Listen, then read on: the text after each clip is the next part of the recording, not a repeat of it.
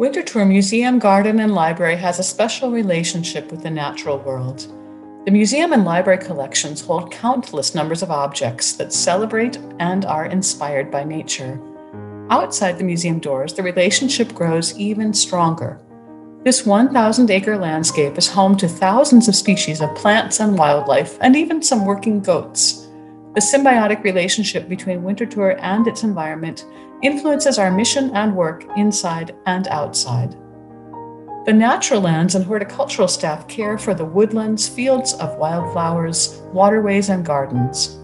Some of the cultivated plants here first flowered in the 1800s. The woods include individual trees that are even more ancient. This natural longevity, like those of the koi fish here, remind us we are temporary stewards charged with protecting this corner of the world and keeping it healthy so it may continue supporting future generations.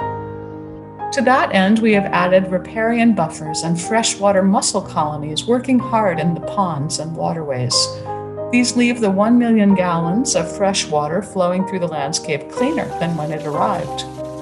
Through a partnership with a local or environmental organization, we provide nesting boxes for endangered American kestrels. The diverse habitats here attract dozens of bird species and also help support our honeybee colonies. Likewise, the museum, library, and conservation staff care for and study the collections of fine and decorative arts and material culture of the American past. These collections inspire us to ask what they can tell us about humans' past interactions with the natural world. For example, the maker carving this mahogany armchair used a design ultimately inspired by seashells and talon feet. But the chairmaker also participated in the economic and environmental activity contributing to the rapid depletion of mahogany forests. We also see historical desires for some animal organic materials differently. Elephant tusk, ivory, red coral, tortoiseshell, and vividly colored bird feathers all provided appealing, workable materials made into luxurious or useful objects.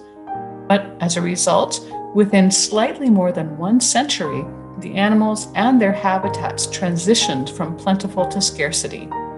Sometimes artwork, such as James Audubon's print of the Carolina parakeet, is all that remains today of a once thriving creature.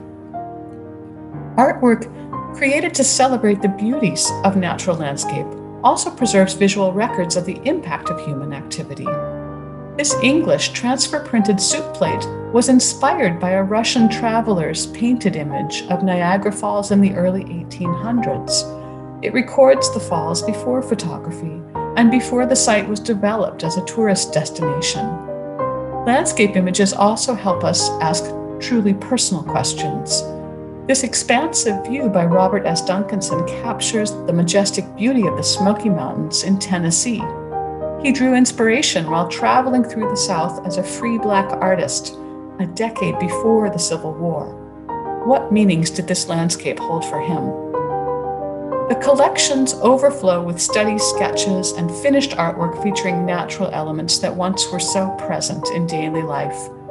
A particularly colorful example is this cover stitch for a prayer book by the aptly named Anne Flowers of Philadelphia. It depicts florals and even ripe strawberries. Anne's sketchbook includes studies of published botanicals and her original designs. Such objects open our understandings of how varied artists scrutinized nature, as well as the pleasure they found in it. Confluences between nature and design are the focus of our exhibition called Outside In. Winterthur is collaborating with the Delaware Museum of Natural History to explore creative connections between the natural world, materials, and the decorative arts. You will see objects ranging from a hornet's nest to minerals and fossils, to exquisite woodworking and shellwork. Seeing such interrelationships in design energizes our understandings of the needs for environmental conservation and responsible use of resources.